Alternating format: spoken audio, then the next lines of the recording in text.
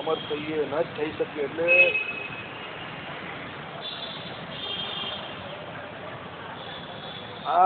આપના દિવ્ય તેજરૂપ સમુદ્રમાં ડૂબી ગયેલા અંધકટાની અભ્યંતર પડેલા, અર્થાત તમારા તેજરૂપ સમુદ્રના એક દેશમાં બુડી ગયેલા, બ્રહ્માંડના એક દેશમાં પડી રહેલા અમો તો તે તેજ થકી બીજું કાંઈ પણ દેખતા નથી. પર એટલે દૂર રહેલું વસ્તુ કે અપર એટલે સમીપે રહેલી વસ્તુ દેખતા નથી. આત્મીય કે અનાત્મીય જનને પણ દેખતા નથી. કિમ બહુના પોતાના વપુને પણ દેખતા નથી. આ લોકમાં વર્તું પૂર્વોક્ત થકી બીજું કાંઈ પણ જોતા નથી તો જગતને ક્યાંથી દેખીએ? ન જ દેખીએ. કેવળ આ અતિ ઘાટું નયન ગોચર થયેલું એક દિવ્ય તેજસ સર્વત્ર દેખાય છે. એટલે જે ભગવાનનું આ તેજ હતું એ તેજની અંદર એમ કે બધું લીન થઈ ગયું. એને કારણે જગતની અંદર જે કંઈ છે તે કંઈ દેખાતું હતું નહીં. માયાનું જેટલું પણ બનેલું હતું એ બધું દેખાતું બંધ થઈ ગયું. કારણ કે ભગવાન દેખાવા માંડી એટલે માયા દેખાતી બંધ થઈ ગઈ. 14 લોકના બ્રહ્માંડની અંદર જે કોઈ ચીજ વસ્તુઓ 14 લોકના બ્રહ્માંડ બધું દેખાતું બંધ થઈ ગયું. જગત આખું દેખાતું બંધ થઈ ગયું. દૂર રહેલું, પાસેનું રહેલું બધું દેખાતું બંધ થઈ ગયું. ટૂંકમાં ફક્ત પેલું તેજ જ દેખાતું હતું. કારણ કે તેજ કેવું છે? અતિશય દિવ્ય અને પ્રકાશમાન તેજ છે. સ્વયં પ્રકાશ જે ભગવાનનું તેજ કયું એ છે. એટલે કંઈ દેખાતું હતું નહીં. હે હરિ, આપનું અલૌકિક અનુપમ અપાર આ તેજ આ નેત્રથી જોવા માટે અસમર્થ હોવાથી વ્યથા પામતા અમુ અમારા બે નેત્રને નીચી જઈએ છીએ. એટલે ભગવાનનું જે આ તેજ હતું એને એટલું બધું પ્રકાશમાન એ હતું કે જેને કરીને જે દેવતાઓ હતા એ પણ જોઈ શકતા હતા. ની આંખ મીચી દેવી પડી બધાએ. નેત્રને મીચી જતા પણ તે અતિ બહુળ તેજ જ અંતર હૃદયમાં સ્ફુરે છે. માટે આ તેજની સ્ફૂર્તિ નહીં સહન થવાથી અમો ચિત્તમાં વિભ્રાંત થઈ ગયા છે. વિભ્રાંત ચિત્તવાળા અમો દેવોને આપ જ એક નિશ્ચય ગતિ સંકટ નિવર્તનના ઉપાય રૂપ છું. બરાબર? એટલે શું આંખ મીચી દીધી? એટલે બધા હૃદયમાં પણ અંદર સુધી એ તેજ જ દેખાય છે. આંખ મીચી તો પણ ઘણી વખત ઘણી એવી અસામાન્ય ઘટના આપણા જીવનમાં ઘટી જાય જેને કારણે આપણે રાત્રે ઊંઘમાં પણ એ દેખાય. આંખ બંધ થઈ જાય તો પણ એ દેખાય. ચાલુ આંખે ખુલ્લી આંખે તો દેખાતું હોય, આંખ બંધ કરીએ તો પણ એ જ દેખાયા કરે. એટલે આ દેવતાઓની હાલત પણ આવી થઈ ગઈ કે એમણે જે આ ભગવાનનું તેજ દેખ્યું એને કારણે શું આંખ તો બંધ થઈ ગઈ પણ હૃદયને વિશે પણ એ તેજ જ દેખાયા કરતો. બંધ આંખે પણ તેજ દેખાતો. એટલા માટે એમણે શું કહ્યું કે ભાઈ અમારું ચિત્ત જે છે તે વિભ્રાંતિને પામી ગયું છે. વિભ્રાંતિને એટલે શું? ભ્રાંત થઈ ગયા છે અમે. અમને હવે કંઈ ખબર પડતી નથી કે આ દુનિયામાં શું ચાલી રહ્યું છે. બુદ્ધિ બેર મારી ગઈ આપણે કહીએ ને એવું એમ. એટલે એવા વિભ્રાંત થઈ ગયેલા અમે જે છે અમારા અત્યારે કોણ? તમે જ પતિ છો, અમે તમારી શરણે છે એમ કરીને ભગવાનને શું કહ્યું? તમે જે અમારી ગતિ છો એમ. હે વિભો, આ આપના સર્વોત્તમ મહાતેજથી વિભ્રાંત ચિત્તવાળા અમો આપની સ્તુતિ કરવા પણ હમણાં સમર્થ નથી. માટે આપના શરણને પામ્યા છીએ તો અમારાથી ન જોઈ શકાતું આવું એવું આપનું સમગ્ર તેજ કૃપા કરી ઉપસંહાર કરી આપની દિવ્ય મનોહર મૂર્તિ અમોને દર્શાવો. આપ કરુણા નિધિ છો. આશ્રિતનો અર્થિત આપવું એ જ કરુણાનો પૂર્ણ પરિણામ છે. એમણે કહ્યું કે ભાઈ અમારું ચિત્ત વિભ્રાંતિને પામી ગયું છે એટલે અમે તમારી કંઈ સ્તુતિ પણ કરી નહીં શકતા. બરાબર? કેમ? ચિત્ત તમારું વિભ્રાંતિને પામી જાય એટલે તમને કંઈ સૂઝે જ નહીં. એટલે અમને કંઈ તમારી સ્તુતિ કરવા માટે પણ કંઈ સૂઝતું નથી. અમે તમારા શરણે છે. તમારા શરણે આવેલાનું તમે રક્ષણ કરો છો અને એનું જે કંઈ મનોવાંછિત જે છે તે તમે પૂર્ણ કરો છો. તો હવે તમારા તેજને ઉપસંહાર કરો. એટલે તેજને શું કરો? તમે પોતાની અંદર સમાવી દો અને તમારી જે મૂર્તિ જે છે જેને આશરે એ તેજ રહેલું છે. આપણે મહારાજ કે પ્રમાણે આમ તો વસ્તુતા એ બંને જુદા છે. રૂપ અને સ્વરૂપનો ભેદ આપણે હરજીવનદાસ શાસ્ત્રીજીએ આધ્યાત્મિક તત્વ આખ્યાનમમાં થોડો ઘણો, વચનામૃતમાં વધારે અને સૌથી વધારે વચનામૃત ભૂમિકાની અંદર આની વાત કરેલી છે કે ભગવાનનું રૂપ જેટલું મહત્વનું છે એવું સ્વરૂપ પણ છે.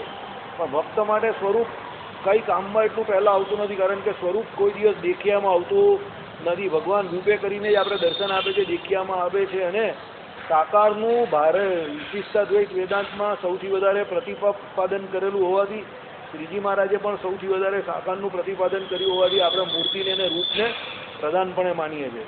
પણ જે વેદાંત ભણનારા છે, જે શાસ્ત્ર ભણનારા છે એણે રૂપ અને સ્વરૂપ બંનેને ઓળખવા પડે. જેમ આપણું રૂપ અને આપણું સ્વરૂપ અલગ અલગ છે.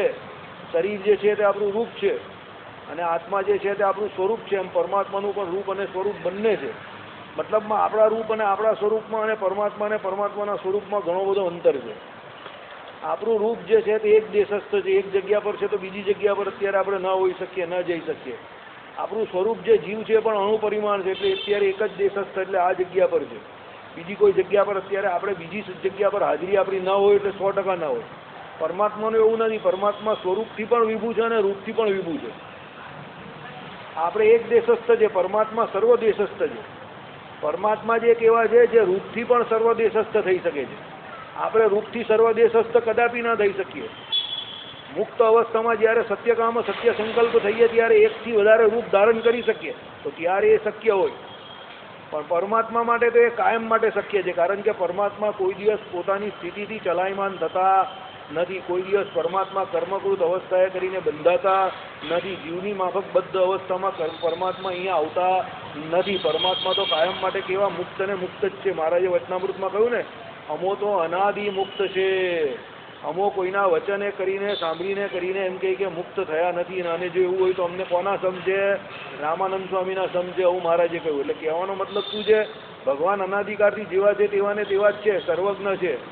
ભગવાન કોઈના ઉદ્દેશે કરીને મુક્ત થયા નથી. એટલે ભગવાનનું જે તેજ છે, ભગવાનનું જે સ્વરૂપ છે, અનંત કોટી બ્રહ્માંડમાં એક સરખું વ્યાપીને રહેલું છે. અને ભગવાન રૂપથી પણ અનંત કોટી બ્રહ્માંડમાં એક સરખા વ્યાપીને રહ્યા છે. એ તો ઉપાસના કરનારાના જે પાત્રતા આપણી, એટલે ઉપાસનામાં ભેદને કારણે પરમાત્મા આપણે એ પ્રમાણે દર્શન આપે છે. અત્યારે આપણે સાધન અવસ્થામાં છે તો આપણે ભગવાનના અર્ચા રૂપે જ દર્શન આપે. પણ સાધન અવસ્થામાંથી આપણે સાધ્ય અવસ્થામાં આવીએ. આપણે જ આ સત્સંગી જીવન ગ્રંથમાં જોયું કે ઘણા બધા એવા ભક્તો થઈ ગયા. દાદા ખાચરની બહેનો, બરાબર, ખાસ કરીને મોટીબા, એને ભગવાન પેલી મૂર્તિની અંદર દર્શન આપતા હતા. એમના જે ઠાકોરજી હતા એ બધી પૂજા એમની શું કરતા હતા? સ્વીકાર કરતા હતા. રામાનંદ સ્વામીની બધી પૂજા ભગવાન સ્વીકાર કરતા હતા મૂર્તિ રૂપે જ. કેમ? અર્ચામાં જે ભગવાન છે એની આપણે ખાલી પ્રતીતિ છે, કેવળ પ્રતીતિ છે. એમને પ્રતીતિની ઉપર શું નિશ્ચય દ્રઢ થઈ ગયેલો, અને એ અર્ચાની અંદરથી ભગવાન એમની પૂજા સ્વીકાર કરતા હતા. એટલે કહેવાનું તાત્પર્ય શું છે? આપણી ઉપાસના, આપણી સાધન અવસ્થાની ઉપાસનાને કારણે આપણે ભગવાનનું સર્વદેવ દેશસ્થ જે રૂપ છે એ દેખાતું નથી. બાકી ભગવાનનું રૂપ સર્વ દેશસ્થ છે. દરેક જગ્યા પર ભગવાન રહેલા છે રૂપે કરીને, પણ એ આપણે દર્શન આપવા માટે સમર્થ છે. એવું નથી કે નથી સમર્થ. આપણી ઉપાસના પાવરફુલ હોય તો ભગવાન આપણે 100% દર્શન આપે. બરાબર, ચાલો.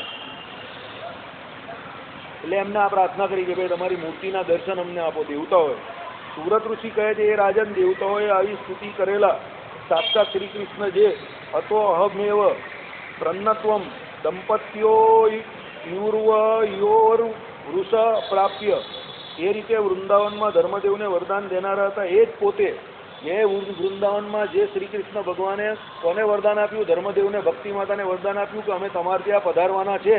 એ જ શ્રી કૃષ્ણ અહીંયા પોતે પધાર્યા. એમણે શું કહ્યું? પોતે તેજો મંડળના મધ્યમાં પણ ભક્તોની ઉપર અનુકંપા કરીને સ્વ સાક્ષાત્કારમાં સમુચિત દિવ્ય દ્રષ્ટિ દેવતાઓને દઈને પછી તે વડે તેમને દ્રશ્ય થયા. એટલે ભગવાન કેવું છે? આગળ હમણાં આમાં શ્રુતિ એક આવી ગઈ. શ્રુતિ શું? યતો વાચો નિર્વંતતે અપ્રાપ્ય મનસા સ. માઈ કેવા ઇન્દ્રિય અંતકરણથી ભગવાન પામી શકાતા નથી. એટલે આપણા માયાના જે આ ચક્ષુ છે એવા જ દેવતાઓના પણ હોય. કારણ કે દેવતાઓ પણ 14 લોકના બ્રહ્માંડની અંદર જ રહી છે. એટલે એમને પણ જે શરીર બનેલું છે તો બધું માયાનું જ છે. એટલે એ માયાના શરીર દ્વારા એ ભગવાનને પામી શકે નહીં. એટલે એમણે શું કહ્યું કે તમારું આ તેજોમય રૂપ જે કંઈ છે, આ તેજ તમારું જે છે અમે આંખે કરીને જોઈ શકતા નથી. એટલે એનો ઉપસંહાર કરો અને તમારું દર્શન આપો. એટલે ભગવાને શું કર્યું? એમની ઉપર કૃપા કરી અને એમને શું આપી? દિવ્ય દ્રષ્ટિ આપી. મહારાજે કહ્યું એ પ્રમાણે કે ભાઈ માઈ કેવા ઇન્દ્રિય અંતકરણથી ભગવાનનો કોઈ દિવસ નિશ્ચય પણ થતો નથી. એ તો ભગવાન પોતે તમારા ઇન્દ્રિય અંતકરણને તમે જે ભગવાનના દર્શન કરો એટલે ભગવાનના મહાત્મય કરીને ઇન્દ્રિય અંતકરણ પણ કેવા થઈ જાય? દિવ્ય થઈ જાય. જેને કરીને એ ભગવાનનો તમને શું થાય? નિશ્ચય થાય. અને એ ભગવાનનો નિશ્ચય થાય ભગવાન વતે થાય. ભગવાન જેની ઉપર કૃપા કરે એને જે નિશ્ચય થાય અને એ નિશ્ચય દ્વારા જ એનો જીવનો મોક્ષ થાય. એટલે ભગવાન જ અહીંયા કેન્દ્રપણે લેવા દરેક જગ્યા પર. સત્સંગી જીવન ગ્રંથમાં એક વસ્તુ મુખ્યપણે શું છે? ભગવાન કેન્દ્રમાં છે. બીજી બધી વસ્તુઓ કેવી છે? ગૌણ છે. ભગવાન અને ભગવાનના ભક્તો. બરાબર, ચાલો. દ્રશ્ય થયાનો પ્રકાર કહે છે તે આ સર્વેશ્વર સ્વયં શ્રી કૃષ્ણ પોતાના ન જોઈ શકાય એવા તેજપુંજને સ્વસ્વરૂપમાં ઉપસંહાર કરીને, જે પોતાનો તેજપુંજ હતો એને ભગવાને શું કર્યું? પોતાની અંદર કરી નાખ્યો. સ્વસ્વરૂપમાં ઉપસંહાર કરી નાખ્યો. એટલે પોતાના સ્વરૂપની અંદર એને લીન કરી નાખ્યો. ભવ બ્રહ્માદિ દેવો સાથે આવેલી તેમની અંગનાઓ, અંગનાઓ એટલે ખબર ને, એમની પત્નીઓ, એટલે એમના આંગણને જે સંભાળે એ અંગનાઓ કહેવાય. તમે લોકો કહો ને ઘરવાળા, તેમ આ લોકો અંગનાઓ કહે. બરાબર? ચાલો, નવો શબ્દ એક જાણવાનો મળ્યો, અંગનાઓ. મને પણ ના ખબર હતી. બરાબર? અંગનાઓ એટલે પત્નીઓ કહેવાય. ચાલો, બ્રહ્માદિકની સાથે ત્યાં આવેલા સર્વ મુનિઓને સુખેથી દ્રશ્ય થયા, અર્થાત સર્વને પ્રત્યક્ષ દ્રષ્ટિગોચર થાય. એટલે જે એમના પત્નીઓ, દેવતાઓ અને દેવતાઓના પત્નીઓ જે આવેલા એ બધાને ભગવાને કૃપા કરી, એટલે બધા એને જોઈ શકતા થયા. કોને? ભગવાનને. બાકી ભગવાનની કૃપા ના હોય તો કોઈ ભગવાન હોય તો પણ જોઈ શકે નહીં.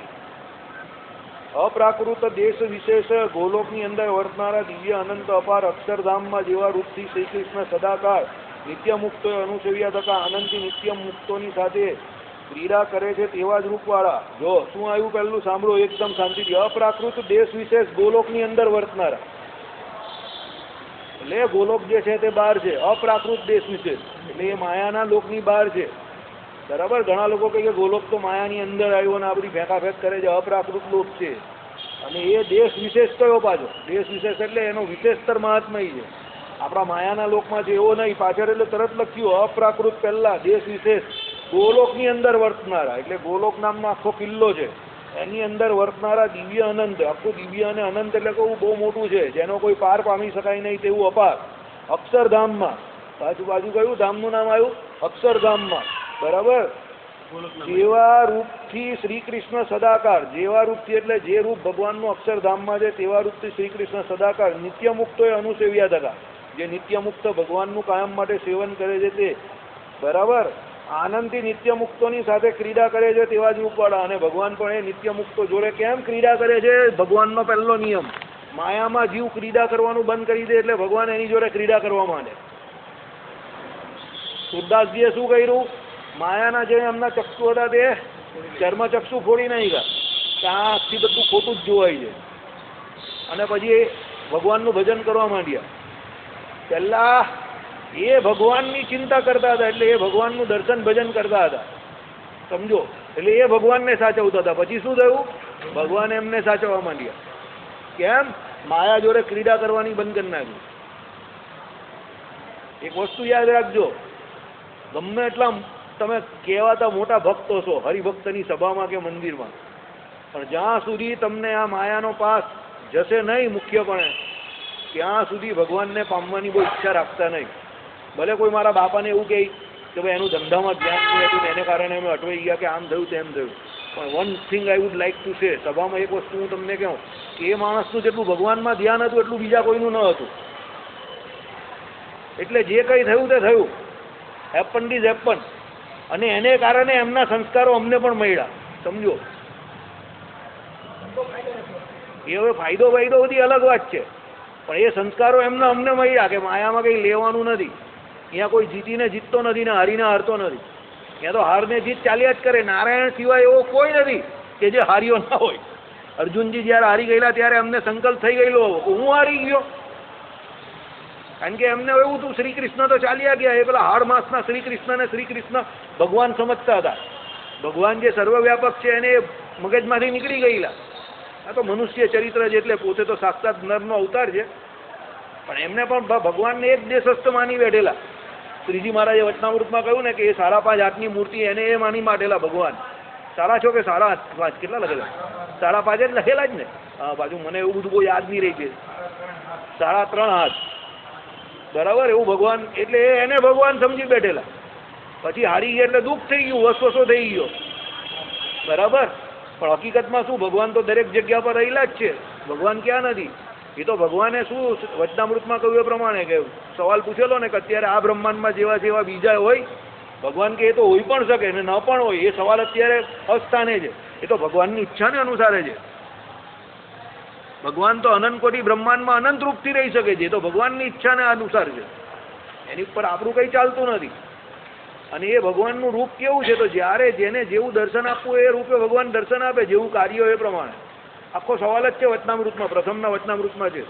3 સવાલ કે 4 સવાલ એકી સાથે પૂછેલા છે અને ભગવાને બધાને એકદમ પોઝિટિવ જવાબ આપેલા છે. બરાબર? કહેવાનું તાત્પર્ય અહીંયા શું છે કે ભાઈ સદાકાળ દિવ્ય નિત્ય મુક્તોએ અનુસેવ્યા થતા. આ બધા મુક્ત છે, માયામાં રમણ નથી કરતા એટલે ભગવાન એની જોડે રમણ કરે છે.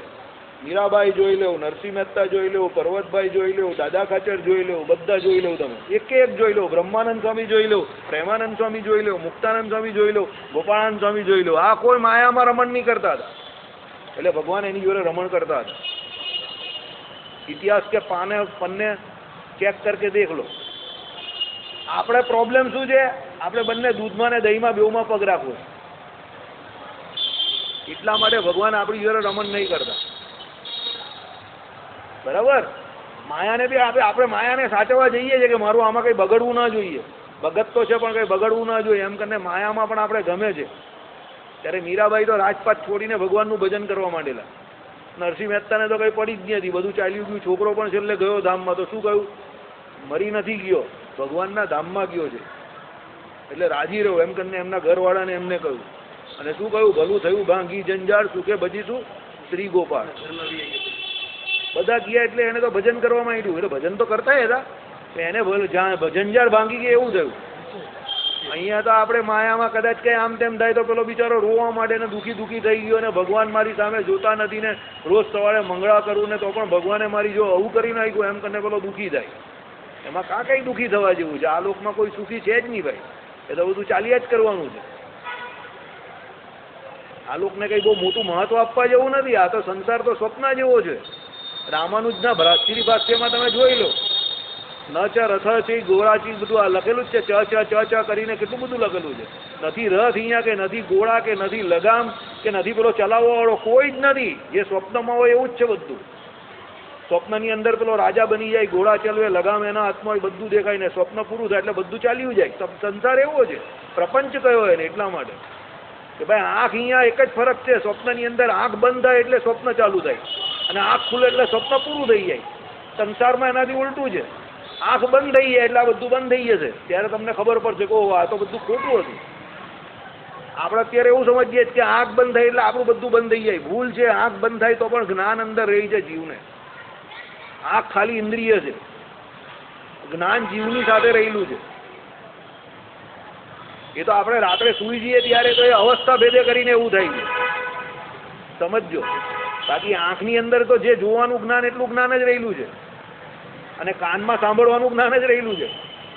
અને એ જ્ઞાન પાછું જીવની જ્ઞાન શક્તિને કારણે બધે આપીને રહેલું છે. એટલે મુખ્યત્વે મેઇન તો જ્ઞાન જીવનું છે. અને એ જીવનું જ્ઞાન આપણે દેહ છોડશું ત્યારે પણ હશે. મારા જે વચનામૃતમાં કહ્યું છે ને, થોડો નાસ્તિક ભાવ રહી જાય છે. પછી જ્યારે દેહ છોડે અને આ લોકને છોડે અને બધું જોઈ કે આ લોકની બહાર આ આખું આ 14 લોકનું બ્રહ્માંડ જોઈ, એવા અનંત કોટી બ્રહ્માંડ જોઈ અને પછી જઈને ઉપરના લોકમાં જાય ત્યારે એનો થોડો નાસ્તિક ભાવ હોય તો બધો મટી જાય. હવે ભગવાને કહ્યું જોઈ તો આંખ તો બંધ થઈ જાય ને, આંખ તો અહીંયા પંચભૂતમાં લીન થઈ જાય, તો પછી એ જોવાનો કેનાથી? એ જુએ છે એવું મહારાજે લખ્યું તો એ જોવાનો કેનાથી? કોઈ જે સવાલ થયો તમને? એને જ્ઞાન હોય કે જ્ઞાનની વસ્તુ કઈ છે. અક્ષરધામમાં પણ ભગવાનના ભક્તો જે ભગવાનને દર્શન કરે છે અને ભગવાનનું દર્શન માત્રથી સુખ પામે છે, એને આંખ પગ બધું છે, આંખ છે, હાથ પગ બધું છે, પણ એ આંખે કરીને જોવાનું એટલે એ આંખે કરીને દ્રષ્ટિ માત્રથી એ જ્ઞાન આંખથી નહીં જોતા. એ આંખ તો છે એના પૂરતી છે, એ એના જ્ઞાનથી જોઈ છે.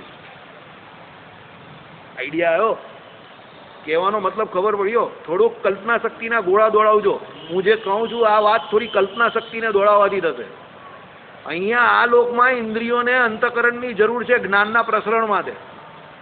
સમજજો, અક્ષરધામમાં જ્ઞાનના પ્રસરણ માટે ઇન્દ્રિય અંતકરણની જરૂર નથી માય ડિયર. ત્યાં તો જ્ઞાનનું પ્રસરણ જીવ દ્વારા જ થાય અને એ જીવનું જ્ઞાન જે અક્ષરધામમાં ગયા પછી અનંત કોટી બ્રહ્માંડમાં વ્યાપીને રહે. ધર્મભૂત જ્ઞાન જેમ અત્યારે આટલું નક્કી શિખા પર્યંત છે ને તે. અને એને ત્યાં ભગવાનને કે બીજા મુક્તોને જોવા માટે કોઈ આંખની જરૂર નહીં પડતી. એ તો સદા સાકારને માનનારો આપણો વિશિષ્ટાદ્વૈત વેદાંત મત છે અને ત્યાં જઈને ભગવાનની સેવા કરવાની છે. એટલે આપણે આપણી ઈચ્છા મુજબ જીવ ભગવત સેવા માટે અને ભગવાનના ભક્તોની સેવા માટે, આપણે ત્યાં ભગવત સેવા, અમુક બીજા વિશિષ્ટાદ્વૈત વેદાંતમાં ભગવત ભક્તોની પણ સેવા માટે રૂપને ધારણ કરે છે. પાછું કહ્યું, એકદા 1, 2, 3 જેટલા ધારે એટલા રૂપ ધારણ કરી શકે ત્યાંથી. એની માનસિકતા પર આધાર. કાઠિયાવાડી હોય તો એને બહુ કામ કરવું હોય, 8-10 રૂપ ધારણ કરી દે અક્ષરધામમાં જઈને.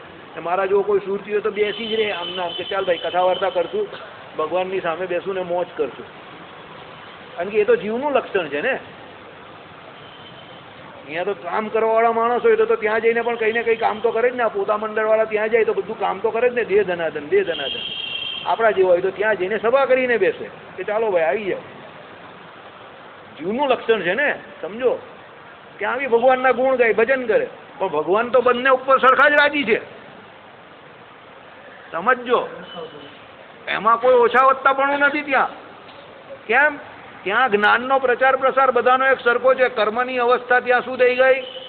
પોપેટું શૂન્ય. કર્મ શૂન્ય થયા પછી ત્યાં જવાય છે. એટલે ત્યાં એવું ઓછું વધતું કંઈ નથી. એ જીવને જેવી ઈચ્છા હોય એ પ્રમાણે કરે. લખેલું જ ને એમાં ધામના વર્ણનમાં ને આમાં કેમાં લખેલું છે? જેને જે બનવું હોય તે પોતાની ઈચ્છાએ કરીને બને છે. રામાનુજાચાર્યના એક ગ્રંથની અંદર લખેલું છે, કદાચ આખા ધામનું વર્ણન કરેલું છે એમાં. હા, કોઈને એમ કે કોઈને હાર બનવું હોય, કોઈને એ બનવું હોય. આધ્યાત્મિક તત્વાખ્યાનમમાં પણ છે, એ એનું છે. યતીન્દ્રમત દીપિકા કે કચ્છાનું બેઠું લખેલું છે એમણે, બરાબર. હા, આખું આપણે ચલવેલું છે અહીંયા કે જેને જે બનવું હોય તે બની શકે છે. કોઈ ભગવાનને કોઈને કાનનો કુંડળ બનવું હોય તો એ બને, બરાબર છે. ચાલો, એટલે એ જ્ઞાનની અવસ્થાને અનુરૂપ છે. કહેવાનું તાત્પર્ય શું છે કે અહીંયા પણ આપણે ભગવાન જોડે રમણ કરી શકીએ છીએ. એની ઉપરથી આ મુદ્દો છેડો. એટલે પોતાની જાતને કંઈ નમાલી કે નકામી કે એવી નહીં સમજવાની જરૂર. અને આ ઇન્દ્રિય અંતકરણે કરીને પણ ભગવાન જોડે રમણ કરી શકો છો. એવું કંઈ નથી કે ન કરી શકાય, સમજજો. કારણ કે બધા આ શરીરે કરીને જ ભગવાનને પામેલા છે. પર્વતભાઈ કે આ શરીર ને હતા ને એ બધાના, કઈ શરીર કઈ બીજા થોડા હતા. આપણા જેવા જ શરીર હતા એમના પણ. અને એમણે ભગવાન જોડે ફર્સ્ટ ક્લાસ રમણ કર્યું. વાલો ગોડલા ખીલાવે ઘનશ્યામ રે. અને પછી એના પછીનું પદ પેલું ચોથું છે ને, સખી નાવા પધારે ઘનશ્યામ રે. ઉભા પેલા એને ઓસરી એવું કહ્યું છે, જીવન જમુના મેં, જીવન જમુના મેં, બરાબર. એટલે એ બધા ભગવાનની જોડે બહુ મોજ કરતા હતા, બહુ લેર કરતા હતા. એ તો માયાને છોડેલી એટલે લેર કરે, યાદ રાખજો. ભગવાન જોડે લેર કરવાનો એક જ સિદ્ધાંત છે, માયાને પકડવાની નહીં. માયાને છોડો એટલે લેર જ લેર છે. ભગવાન કહીને કન્ડિશન એપ્લાઇડ. ઇન્સ્યોરન્સની પોલિસી જેવું બધું હોય, નીચે લખેલું હોય શરતોને, બાકી બધું મળે તમને, બરાબર. એટલે ભગવત ભક્તએ શું કરવાનું? જે આ લોકને વિશે જે કંઈ એનું કર્મ છે એ કર્મ કયા કરવું, એમાં આસક્તિ રાખવી નહીં. અને ભગવાનનું ભજન કરવું. અને ભગવાન સદાકાર એની જોડે ને જોડે જ રહેલા છે એવું માનીને સતત સદા આનંદમાં રહીને ભજન કરવું. એટલે અહીંયા એનું ભગવાન જોડે જ રમણ છે, બરાબર. ચાલો આગળ જઈએ આપણે. નિત્ય મુક્તોએ અનુસેવ્યા થતા આનંદથી નિત્ય મુક્તોની સાથે ક્રીડા કરે છે તેવા જ રૂપવાળા, બરાબર. અહીંયા આપણે હતા. વંશીને મધુર સ્વરથી વજાડતા. ભગવાન મધુર સ્વરથી એ વંશી વજાડે છે, અક્ષરધામમાં પણ વજાડે છે. એટલે કોઈને કંઈ પ્રોબ્લેમ હોય તો એનો એ વિરોધ નોંધાવી શકે, પણ એના વિરોધથી કંઈ ઉપજતું નથી. બધા 2-2.5 વર્ષથી 3 વર્ષથી ભારતમાં પણ બહુ વિરોધ કરે છે. આવી પ્રજા આવ્યો, આવું મિનિસ્ટ્રી નહીં ચાલે ને, આનું આમ નહીં ચાલે ને, અહીંયા તો હારી જ જશે ને, અહીંયા તો હારી જ જશે ને, પણ કંઈ થતું નથી. જેનું જ્યારે જે થવાનું એ જ થાય. આપણા જેવા ગમે એટલા બૂમ બરાડા પારે એનાથી કોઈનું કંઈ બગડતું નથી ને કંઈ થતું નથી. એટલે એવી ખાલી આપણી જબાન બગાડવાની નહીં. ભગવાન ત્યાં વાંસળી વગાડે છે એટલે વગાડે છે. દરેક શાસ્ત્રમાં લખેલું છે એટલે લખેલું છે. બસ બસ મુરલી ઘુસાડી કેવું કે મુરલી મનોહર જોશી કહ્યો એને, એ મુરલી મનોહર જોશી છે. જોશી એટલે પેલા વગાડનારા જેવો હોય તે, એ મુરલી મનોહર છે, બરાબર. એને તો વગાડવાની છે એટલે વગાડવાની છે. પછી તમારે જે કંઈ કરવું હોય તો કરો. એ તો રાધા લક્ષ્મી જોડે રમણ કરનારા એટલે કરનારા છે. પછી મારા જેવા તા જઈને કહે કે ભગવાન હું તો આવું કંઈ કર્યા વગર જ આવી ગયો, તો ભગવાન કહે તારી ઈચ્છા, મને શું કે હું તો રમવાનો, તારે ના આવવું હોય તો ચાલ્યો ત્યાં પાછો, બરાબર. એટલે એવો ખોટો વિરોધ કરવાનો નહીં. ચાલો પછી શું કહ્યું? વિભુજ આવી ગયું સાહેબ. વિભુજ છે ભગવાન, પોતાની એને આધાર છે સંકલ્પને. આ બધા ખોટા કહે છે કેટલા ચરણની ઉપાસના. 2 પગ હોય, 2 હાથ હોય તો 2 પગ જ હોય. કોમન સેન્સની વાત છે. વિભુજ કયા એટલે 2 ચરણ જ હોય, પછી કઈ 2 હાથ ને 4 હાથ પગ લઈને ભગવાન નહીં બેઠા હોય આમ કરીને. એ તો વિચિત્ર લાગે. અને ભગવાનનું રૂપ તો કેવું છે! આહા, અક્ષરધામના રૂપનું વર્ણન કરે એટલે કેવું રૂપ! જ્યાં દ્રષ્ટિ તમારી પડી એટલે જ્યાં તમારું જ્ઞાન પહેલા પહોંચ્યું ત્યાંથી ઉખડે નહીં, આવી વાત કરેલી છે મૂર્તિ. એટલે એક અંગ ભગવાનના અતિશય સુંદર છે, નીર અતિશય સુંદર, આવું કહ્યું છે. એટલે દ્વિભુજ છે એટલે એનો મતલબ ભગવાનના બે હાથ તો બે ચરણ જ હોય. પછી પેલા ગધેડાઓ પ્રશ્ન પૂછે તમારી ઉપાસના કેવી છે, 2 ચરણની કે 4 ચરણની કે 8 ચરણની? અરે ભાઈ એ પ્રશ્ન જ અસ્થાને છે.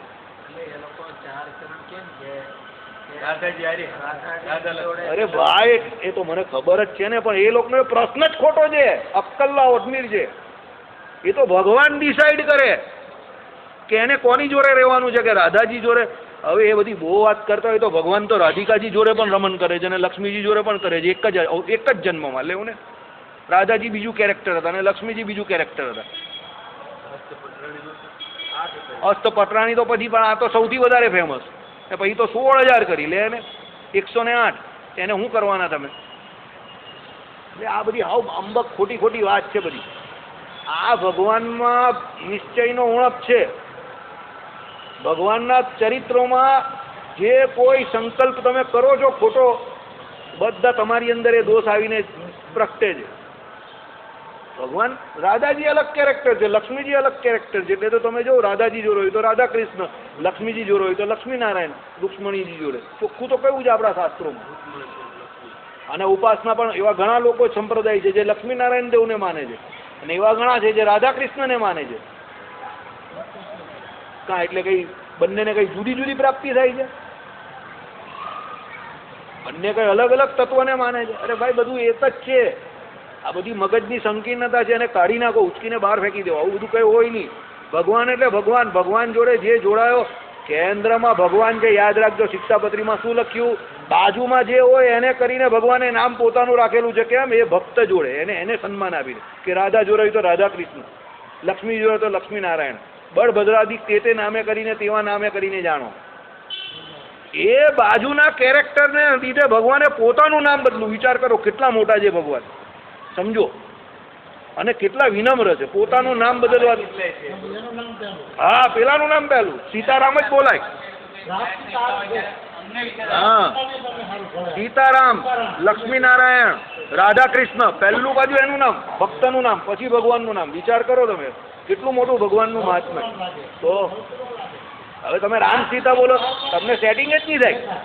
બરાબર? એટલે આવું છે ભાઈ. ભગવાનની વાત જ કઈ ઓર છે.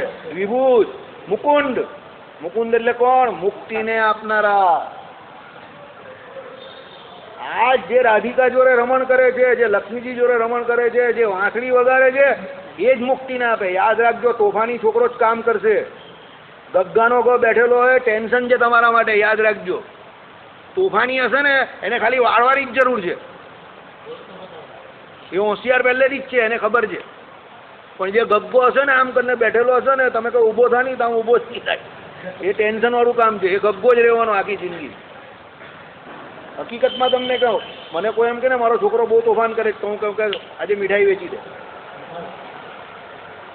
તોફાની છોકરો હોશિયાર જ હોય. યાદ રાખજો, એ કોઈ દિવસ ભૂખે નહીં મરે. અને ગગો હોય તો આખી જિંદગી ગગો ને ગગો જ રહે. પેલો ખોણો પકડીને એવો બેસી રહે આમને આમ જ, કઈ કરે નહીં એ. બરાબર? એટલે એ ભગવાન જે રાધિકાજી જોડે રમણ કરે છે, લક્ષ્મીજી જોડે રમણ કરે છે, 16,108 રાણી રાખે છે, તો પણ એ પાછા કોણ છે? સદા બ્રહ્મચારી છે. અને એ જ મુકુંદ છે, બાલ બ્રહ્મચારી. બસ. અને એ જ મુક્તિ આપી શકે. કોઈના બાપની તાકાત નથી. બીજો અહીંયા ગમે એવો મોટો ત્યાગી થાય, ભલે અષ્ટ પ્રકારનું બ્રહ્મચર્ય પારતો હોય, પણ એ એવું ના કહી શકે કે હું તને મુક્તિ આપી શકું. નાય, ભગવાન જ કહી શકે. બરાબર? એટલે શાસ્ત્રોમાં અનાધિકારથી મુકુંદ કોણ છે? એક ભગવાન જ છે, બીજો કોઈ નથી. એ ગમે તે કરે આપણા માટે ગાવા યોગ્ય છે. આપણે ભગવત ભક્ત છે, એમાં આપણે કોઈ પણ પ્રકારનો અવગુણ પરઠવો નહીં. ચાલો, શ્રી કૃષ્ણને બ્રહ્માદિકોએ જોયા. આ શ્રી કૃષ્ણને કોણે જોયા? આ બ્રહ્માદિક દેવતાઓએ જોયા. હે રાજન, શ્રી કૃષ્ણનું સદાકાળ સ્મરણ કર્યા કરતા દેવ શર્મા એટલે ધર્મદેવ અને એમની ભાર્યા ભક્તિ પણ દેવોની પ્રાર્થનાથી ભગવાને તેજનો ઉપસંહાર કર્યો. એટલે એવા દિવ્ય દેહવાળા પોતાના પુત્ર ભાવથી પ્રાદુર્ભાવ પામેલા એ જ સ્વઈષ્ટદેવ શ્રી કૃષ્ણને પ્રત્યક્ષ નિરીક્ષણ કરીને બહુ આશ્ચર્યને પામ્યા. દેવોએ પ્રાર્થના કરી. ધર્મદેવ અને ભક્તિ માતાને પણ એવી ઈચ્છા હતી કે આ બધું પોતાનું તેજ સમાવી લે. બરાબર? એ ભગવાને પોતાનું તેજ સમાવી દીધું. એટલે સ્વઈષ્ટદેવ. જો ધર્મદેવ અને ભક્તિ માતા શ્રી કૃષ્ણ ભગવાનની પૂજા કરતા હતા, એ એના ઈષ્ટદેવ હતા. એટલે એ શ્રી કૃષ્ણને શું ભક્તિ દેવો અને દેવો ભક્તિ પણ દેવોની પ્રાર્થનાથી ભગવાને તેજનો ઉપસંહાર કર્યો એટલે દિવ્ય દેવવાળા.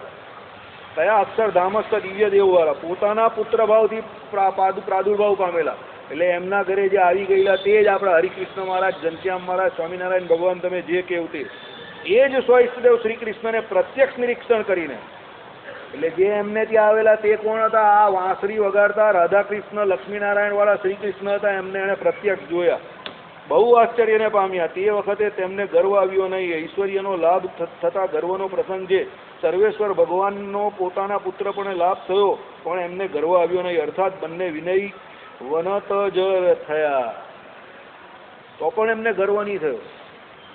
સાક્ષાત નારાયણ એમના પુત્ર રૂપે આવ્યા તો પણ એમને ગર્વ નહીં થયો. બરાબર? કેમ? આ કોનું લક્ષણ છે? ઉચ્ચ પ્રકારના ભગવત ભક્તોનું લક્ષણ છે કે જેને ત્યાં ભગવાન પોતે પુત્ર રૂપે આવેલા છે તો પણ એનો જરા પણ ગર્વ નથી. એક વસ્તુ યાદ રાખજો, જે માણસ હકીકતમાં મોટો થાય છે ગુણે કરીને, જેટલો મોટો થાય એ ઝાડ જેવું છે. ઝાડ જેમ પહેલા મોટું થાય તો આમ ઊંચું ને ઊંચું થાય, પછી એને જેમ ફળ આવે ને એમ નીચું થતું જાય, વળતું જાય, નમતું જાય. તેમ આ ભગવાનના ભક્તનું છે. સાધન અવસ્થામાં હોય તો દેહ કરીને એકબીજાનો અવગુણ લેતા હોઈએ, જેમ આપણે અત્યારે લઈએ જે પ્રમાણે.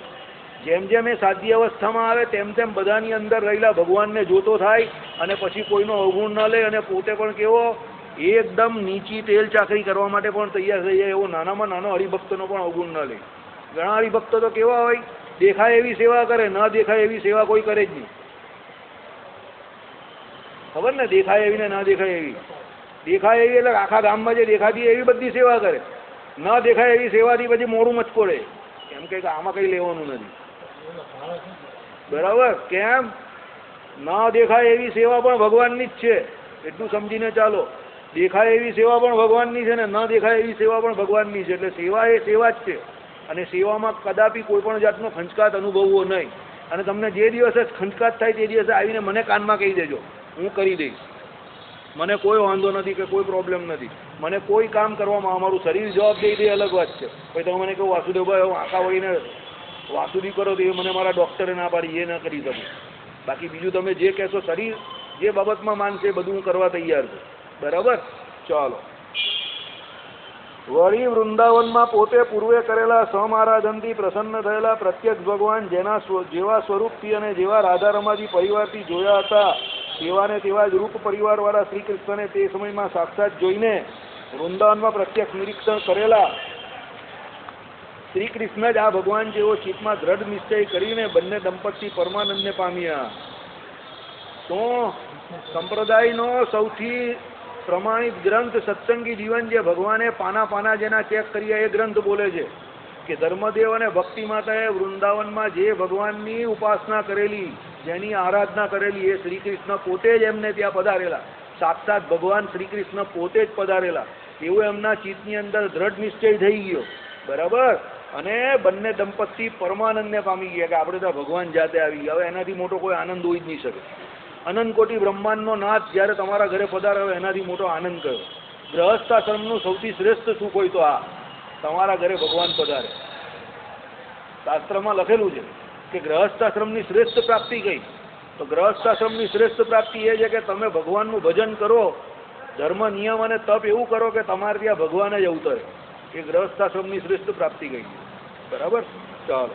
એ નૃપ તે પછી સાધુ પુરુષો અને સદધર્મનું આતુર સંગથી સંરક્ષણ કરવા સારું પ્રાદુર્ભાવ પામેલા ભક્તિ ધર્મના પુત્રોને ભવબ્રહ્માદિ દેવો આ પ્રત્યક્ષ જગદીશ્વર પુરુષોત્તમ છે એવો વિનિશ્ચય કરીને તત્કાળ દંડવત પ્રણામ કરીને બે હાથ જોડીને વિનયથી નજીકમાં આવીને ભક્તિથી સ્તુતિ કરવા લાગ્યા. એટલે જે એમ કહે કે કોણ સાધુ પુરુષો અને સદધર્મનું રક્ષણ કરેલા જે છે એને જોઈને આ બધા બ્રહ્માદિ દેવો શું એમની સ્તુતિ કરવા લાગ્યા. દેવતાઓ બોલ્યા, હવે આ દેવતાઓ સ્તુતિ કરે છે, હે સ્વામીન, સ્વામિત્વ આપનું અસાધારણ છે. અસાધારણ લક્ષણ છે ભગવાનનું સ્વામિત્વ. ધણીનો ધણી કોઈ નથી. અનાદિકાળથી પરમાત્મા જ બધાના સ્વામી છે. અને ત્યાં કોઈ પ્રકારનું ઇલેક્શન થતું નથી 5 વર્ષ માટે આ સ્વામી તો 5 વર્ષ પછી પેલો સ્વામી. તમે ત્યાં જઈને તમારો વિરોધ નોંધાવો તો પણ તમારી કઈ પીપુડી વાગવાની નથી. અસાધારણ લક્ષણ છે પરમાત્માનું સ્વામિત્વ. એ જીવના અસાધારણ અકારણ કોઈ પણ પ્રકારનો કારણ નથી આમાં કે એ ભગવાન જ ક્યાં સ્વામી છે. તમે એનું કારણ શોધવા જશો તો પણ કંઈ મળવાનું નથી કશે. બરાબર? એટલે તમે જઈને અહીંયાથી બધી હાર્દિક પટેલની જેમ 10-12 લાખ માણસને ભેગા કરો અને ગવર્મેન્ટને ટાંચમાં લેવા જાઓ એમ ભગવાનને ટાંચમાં લેવું કે ભાઈ તમે જ કેમ સ્વામી છો, તો કંઈ તમારાથી પીપુડી વાગવાની નથી એના. બરાબર? એ અસાધારણ લક્ષણ છે ભગવાનનું. ભગવાન પહેલેથી આપણા સ્વામી જ છે ને એને સ્વામી માનવામાં જ ફાયદો છે. જે નથી માન્યા એ બધા અસુર કહેવાયા છે અને એ બધાના નામ નિશાન મીટી ગયા છે. એટલે ભગવાન જ સ્વામી છે ને એ જ રહેવાના છે. ચલો. પતિમ વિશ્વયાત મેશ્વરમ આત્મદાસ્યમ હરે સ્વામ્યમ સ્વામિત્વમ બ્રહ્મણી સ્થિતમ એક એવ હરિમ સ્વામી શબ્દ વાચ્યો અસ્તિ સર્વધા ઇત્યાદિ શ્રુતિ સ્મૃતિઓ કહે છે. ચેતન અચેતન રૂપ સર્વ જગતના ઈશ્વર.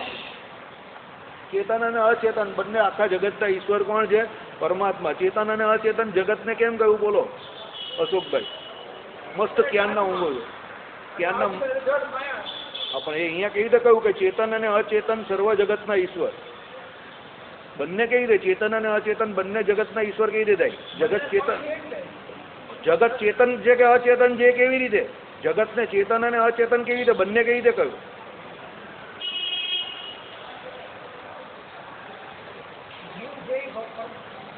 ચેતન અચેતન રૂપ સર્વ જગતના ઈશ્વર આવું કહ્યું. હવે આ શબ્દને તમે તમારા હિસાબે જે કંઈ કહેવું હોય તે કહ્યું. બહુ ઊંઘી લીધું તમે ક્યારનું. એ મને નહીં ખબર શું છે તે હું તમને પૂછું છું. ચેતન ચેતન સર્વ જગતના ઈશ્વર. ચેતન અને અચેતન બંને જગતના ઈશ્વર ભગવાનને તો જગતને ચેતન અને અચેતન બંને કેમ કહ્યું? અક્ષરધામ કા અહીંયા વચ્ચે આવી ગયું? જગતમાં અક્ષરધામ કા આવે? એવું કઈ મેં કસમ ખાઈને હું ઘરેથી નહીં આવતો હું એકલો બોલ્યા જ કરીશ તો તમે બધા અહીંયા લહેર કરશો. સમજી ગયા ને? એમ કે શાંતિથી ઊંઘવાની દઈશું કોઈ નહીં અહીંયા. જળ થાય જળ જગત જળ છે. આનો અર્થ શું થાય? ચેતન અચેતન રૂપ સર્વ જગતના ઈશ્વર.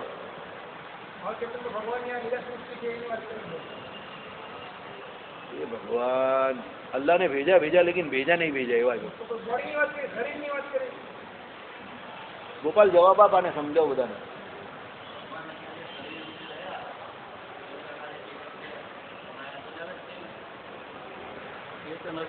ભગવાન છે.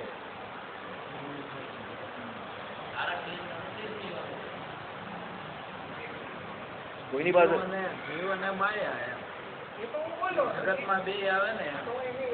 તમે કાંઈ શું કીધું? તમે શું તમે અક્ષરધામ લઈ આવ્યા વચ્ચે? આમ અક્ષરધામ ની કા વાત?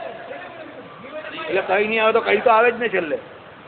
એટલે જે આવે તો બધું બોલી જ દેવાનું. પેલો પ્રશ્ન પૂછે 2 માર્કનો ને આપણે 200 પાનાની આખી ડિક્શનરી લખી દેવાની અંદર. સાહેબ અંદર જે 2 માર્કનો આવે ખરું તે ખરું કરીને આગળ વધો. મેં તો 200 પાના લખી દીધા. ખોટું કઈ નથી આમાં. ચેતન અચેતન એટલે શું? ચેતનો બધા આ અચેતન જગતને ધારીને રહેલા છે ને. પૃથ્વી આ દેખાય છે તે પૃથ્વી છે ને પૃથ્વી દેવી પોતે ચેતન રૂપ છે ને. જળ તો જળના દેવ કોણ? વરુણ દેવતા. તો એ છે ને ચેતન. અને આ જળ જે છે તે કેવું છે? એ પ્રમાણે છે કે નહીં બધાનું? દરેક દેવતાઓનું જે કંઈ કાર્ય છે તે પ્રમાણે કાર્યકારણ ભાવ છે ને એ બધાના ઈશ્વર એવી રીતે કયા છે.